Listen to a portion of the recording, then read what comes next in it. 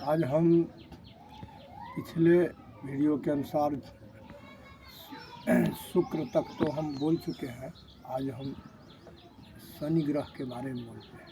देखिए, शनि से क्या देखा जाता है, क्या नहीं देखा जाता है, क्या काम है शनिदेव का, शनि ग्रह का क्या काम है जन्म कुंडली में, वो बात हम बताते हैं। जहाँ सूर्य है वहाँ से 7 में शनि को देखा जाता है और सूर्य आत्मकारक ग्रह है, शनि मृत्यु कारक ग्रह है, संहार कारक ग्रह है। शनि जो है सो नीचे तबका का जो है व्यक्ति है उनके भी वो कारक ग्रह है। और शनि जो है सो न्यायिक ग्रह है, ये भी है।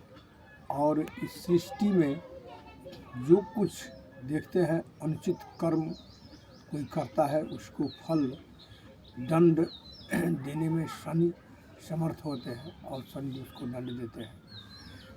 तो यही लोग कहता है, देखिए कभी भी कोई भी आप कितना भी छुप करके करेंगे लेकिन वो शनिदेव तो जानता ही है यह क्या कर्म कर रहा है।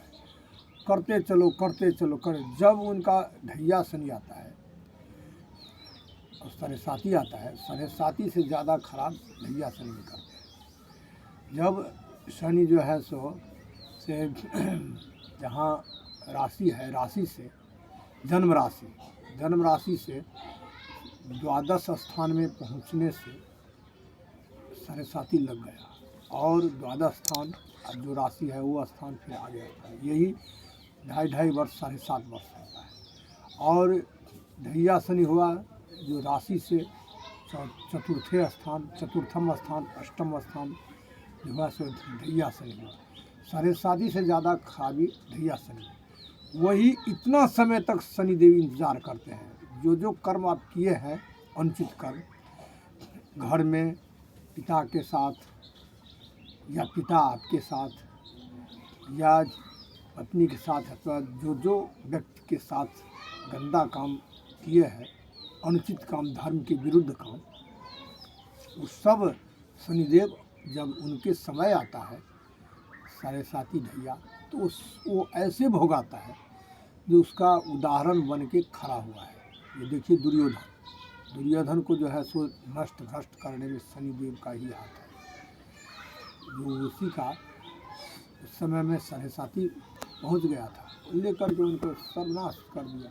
रावण को भी वही था, जो वो ये जितना कर्म करते करते जब उसका साढ़े साती आया तो उसको लेके चल बसा सब लेकर के।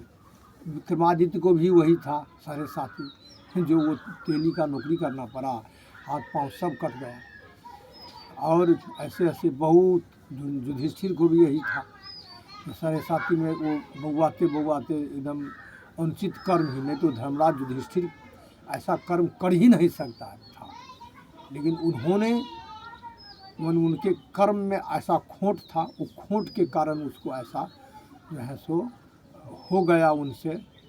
नहीं तो कोई आज मैंने कभी भी कोई पत्नी को दांव पर लगाता है, कोई भाई को दांव पर लगाता है, लेकिन वो सब कुछ लगा दिया, सब कुछ जुआ में आ गया। ऐसा शनि का ही प्रभाव था। तो यही शनिदेव शनि ग्रह देखते हैं, कहाँ भागते हो, भागते चलो।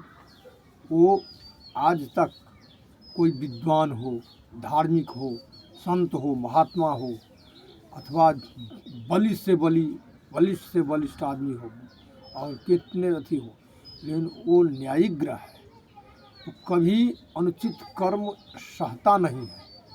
और वो इसीलिए और दंडाधिकारी महाविष्णु महेश दंडाधिकारी है, इसीलिए भगवान शिव ने शनि को ये काम सौंपा है। और उन्होंने ये महादेव उनको परीक्षा भी लिए हैं शनिदेव को एक बार, जो पिता पुत्र दोनों जो है सो लड़ गए और उसमें पिता को विवश होना पड़ा। अनुचित कर्म उनका पिता किए थे सूर्यदेव, जिसके कारण सूर्यदेव को भी वो दंड दिए। तो ये देख कर के महादेव ने उनको पूरा भार सौंप दिया न्याय करने का। ये न्याय सृष्टि में कर सकता है। तो हमारा कहने का तात्पर्य यही है कि कभी भी अनुचित कर्म न करें, आप उनसे भोगी हो जाएंगे। हम यही कहते हैं। और शनि का और भी बहुत क्षेत्र है, तो इतना ने हम संक्षिप्त में आपको बताए। तो अब अपना जो है सो इसीलिए देखते हैं अभी इतना जो अनुवाद है, इतना कुछ है क्या, उसको ये देखिए कि कितना वो करते समय बहुत हर्ष होता है, लेकिन जब उसको आपद विपद से घिर जाता है तो देखिए वो कितना भोगना पड़ता है, दर दर ठोकर खाता है, कोई संभालने वाला नहीं होता। इसीलिए अपने आप को जो है सो अपने माने धर्म के तहत काम करें, यही हमारा आदेश भी है, निर्देश भी है। देखने वाले जो है इस पर अमल करें। शनि से आज तक न कोई बचा है और न कोई बच सकता है। वो विद्वान, मूर्ख, धनवान, निर्धन या जो कोई है उस सब में समान भाव रखते हैं। किसी को जो है सो ये बात नहीं रखते हैं, ये विद्वान है तो उसको वो भाव रखें, जो मूर्ख है उसको दूसरा भाव रखें, सब में समान भाव रखते हैं। वो न्यायिक ग्रह है और साक्षात सूर्य का आत्मा ही है, तो समझ लीजिए। तो सूर्य आत्मकारक, शनि जो है मृत्युकारक। जैसे सूर्य सृष्टि करते हैं ऐसे शनि में उसको जो है सो बिगाड़ देते हैं, गलती काम करने वाले को। अब अपनी वाणी को विराम देते हैं।